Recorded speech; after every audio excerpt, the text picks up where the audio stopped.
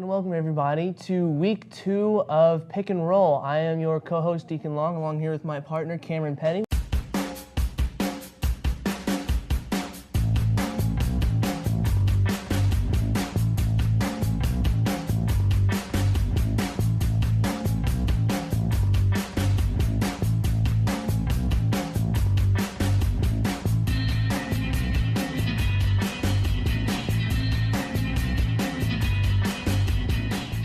I want to thank everybody for coming out and participating in this first week of BBA action. First thing we got on the docket today, surprising turnarounds. Yeah, I would say something that was big to start off the week was I had the Twin Towers going 3-0, I think. That comprises of Lucas Railing and Will Semler. They did not go 3-0. They went 0-3, quite the opposite, losing all the games by, I think, more than 10 points. Something big to add is Lucas Railing averaged 15 points out of 3 games so far, but a big loss that they have to that team is Will Semler today did not go to school. He dislocated his kneecap and chipped a bone. So he will be out for a while. Not sure if he'll return, but I don't see Twin Towers season getting any better from here. The biggest surprise turnaround I saw this week was Intelligence, the team consisting of Logan Strong and Ben Greller, predicted to go 0-3. Came out 2-1 and even participated in our game of the week. They really came out firing this first week. They did, and I feel bad for doubting them, but they came out with some fire, and Ben Greller really did all he could to help his team win. But that doesn't stop Logan Strong's defense and what he's able to do to complement Ben Greller's game. So that's big on them going 2-1. I see them doing very well in their conference the rest of the way there.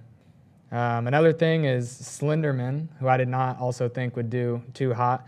3-0 start. Pretty impressive. Yeah, it is very impressive. Devin Mathena is starting off pretty hot. I mean, he's only scoring 8 points a game, but again, it's complimenting Mason's Long, 19 points a game.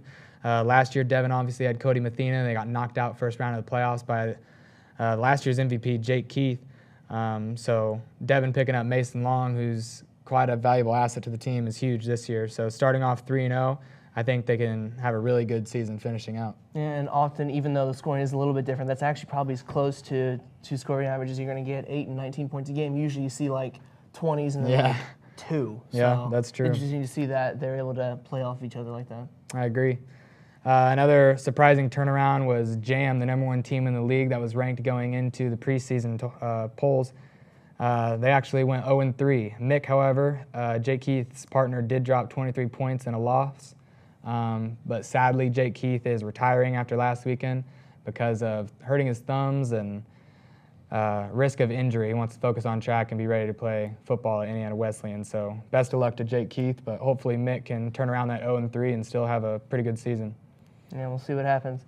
And we'd like to announce our game of the week from last weekend was, as aforementioned, Intelligence of Logan Strong and Ben Greller, and then they were taking on Cookies and Cream with Nick Browning and Chris Martin. The game went into overtime, final score being 36-32, very high scoring game, and Nick Browning scored a BBA record 34 points. Yeah, it's pretty impressive. I mean, scoring 34 points in any game is huge, but knocking down the threes that Nick is an even bigger accomplishment. I mean, putting up 34 points in a BBA game is like, oh, anyone can do that. But when the games go to 30 and it's a tight game, once that clutch gene comes out, it doesn't stop. So, I mean, that's a big win for Nick, especially averaging 29 points a game, 8 rebounds, no assists, sadly. Sorry, Chris Martin, and he's actually leading the league in blocks and steals right now with 4.6. So that's another huge thing out of 3 games. But that game of the week, I would also say on my side, Nate Lyon had a huge game without Trey, his first game, and came out against God's children, I'm pretty sure, and showed what he could do, still hitting the 3 like he could the last previous 2 years. A lot of doubt was going into the season with Nate Lyon not having, not the best partner, but having a defensive guy like Trey. But he showed that he's still in the BBA to play, and he's still looking for that ring. So props to Nate Lyon for that. Big props. And then we've got a roundup of our nationally televised games from last week and how the predictions went. So my predictions, I was actually 75%. Should have went 100, but Slamma Jamma kind of fell off on me. But I had Big and Little versus Overweighted. Big and Little took that win 31-22. Quite a lopsided victory, but I mean, I kind of expected it. Doyle had 27 points, 12 rebounds, and Eckert added 20 points and 4 rebounds. So I had that prediction right. Cookies and Cream versus Twin Towers. Not exactly what I expected, especially with Twin Towers going 0-3, but Cookies and Cream took that win 31-14, and Nick added 23 points and 11 rebounds, and Taint averaged 14 points and 5 rebounds. The one I lost actually was the Light Skins versus Slamma Jamma. Now, something surprising about this, Slamma Jamma started off on a 15-0 run, and the Light Skins with Ben Nickerson come back, and they win that game 30-20. That is a 30-5 turnaround. Nico finished with 24 points, 7 rebounds, 2 assists, and 4 blocks and steals, while Jackson added 15 points, 8 rebounds, 1 assist, and 4 blocks and steals. So to me, that's showing you Nico's ready to play too. Yes, it is. It's very interesting. And then our last nationally televised game that happened this week, God's Children and 1. And honestly, that was a great matchup. Obviously, I'm on and 1. We won 33-23. But Pence and Seifert, I mean, even though I don't think they've won a game, they're a force to be reckoned with. They can hit shots when they get hot. It just wasn't their weekend this week.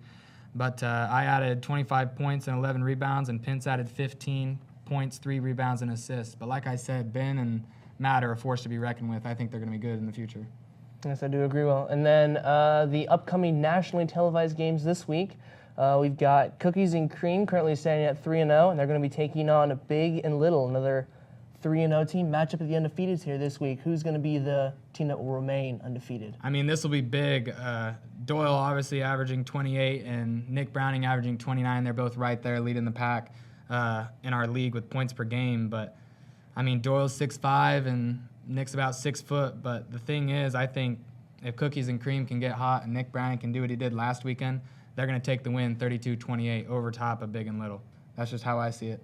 Let's see, I don't know if I can agree with that. I'm going to think it's going to be pretty tough for them to stop Doyle. And I think Zach Lennon's got a shot to shut down Nick Browning this weekend. So I've got Big and Little actually on top of Cookies and Cream this week. I can see why you'd say that. London's defense is superb. Another matchup this week for a nationally televised game is Slenderman 3-0 versus Intelligence 2-1. And I have Intelligence actually taking this. I'm not doubting you out, Logan Strong, but I have you winning 31-25, mainly because the scoring load on Mason Long, 20 points a game, and Mathena averaging 8. I think with Ben Greller complimenting Logan Strong's game so much and Logan Strong doing the same thing back for Ben Greller, I think that, I mean, sitting at 2-1, it's not the prettiest, but they're at the top of the pack, and I think they have a chance to really make the best out of the season. I do too. I'm with you on that one. I definitely think Intelligence got this one all the way. I just don't think you can get past Logan Strong in defense or score or stop Ben Greller when he was on offense. So I agree. I've got Intelligence with you. Another one we have is and 1 3-0 versus the Light Skins 3-0. And me personally, I thought this would be a huge matchup coming out of the Eastern Conference with me versus Ben Nickerson. But obviously with Ben Nickerson also losing his teammate, Jalen Goins is also retiring because of his hamstring. He wants to make sure he doesn't hurt that for track. I have us taking the win 34-30. Ben Nickerson's new partner is the all-time sub, actually, Jake Leathers. So far, we don't have a partner for Mick, but, I mean, I saw a lot of pick and roll, a lot of good assists from Nico to Jalen, and I just don't see that with Nico and Leathers. So I have us taking the win, and it's going to be close. I mean, obviously, Nico coming back from down 15-0, that's huge, so you can't count him out. But I got us taking that one, and a close one. And I've also got you taking it. I mean, Ben Nickerson, he's got a real strong stroke on that 8.5-foot goal, but I think you're pretty much a pretty big force to be reckoned with on offense, so I've got you taking this one. And lastly, we have Lucky Charms 1-2 versus Silky Todd is also 1-2. I have Silky Todd taking this one 30-22, mainly because obviously Lucky Charms is, I mean, they're a pretty good team, but no offense to Harrison and Gagnon, but they're not really shooters, especially since Harrison doesn't look like he's shot on the goal a lot lately. But Isaiah Wilkerson, man, he's come in with, like, a player mentality. Last year he didn't really have it, but this year, even though he's not real sure about where he's going to be here in 12 games, he looks like he's here to play. He really does. Lastly, I think my MVP this year is Nick Browning so far. It's only been 3 games, but he's averaging 29 points, 8 rebounds, no assists again, but 5 blocks and steals a game. He's leading the league in defensive plays and offensive points per game. So, so far right now, I got Nick Browning a close eye out for MVP. And the only other person I can say to add that list just has to be Lucas Doyle, because I just don't know who in the league's going to be able to stop him down low. So. I agree with that. That's why it's going to be very interesting to see them versus Big and Little. Cookies and Cream versus Big and Little this weekend. Going back to Lucky Charms versus Silky Todd, who do you have winning that game? I've actually also got Silky Todd. Really? This one, yeah. Sorry, Lucky Charms on that one. Anyway, lastly, we got Play of the Day. We got Jackson Moore with a 3-pointer on Christian Heffley right over the top, a deep tray ball, and a block off the top of the backboard on the next play. I mean, there's a lot of great plays Sunday, but I think this one tops it all, especially with the double hitter.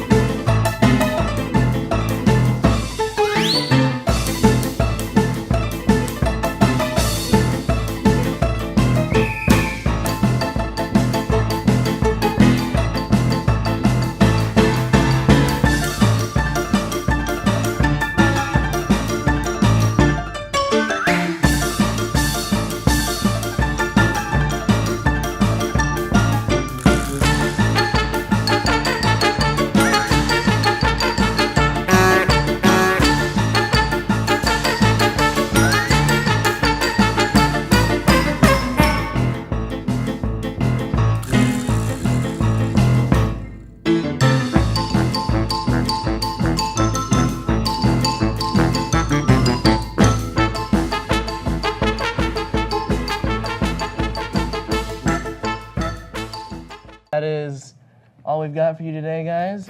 Thank you for tuning in to the Pick and Roll episode number 2. Make sure you stay tuned for those nationally televised games, and Pick and Roll episode 3 coming up next week.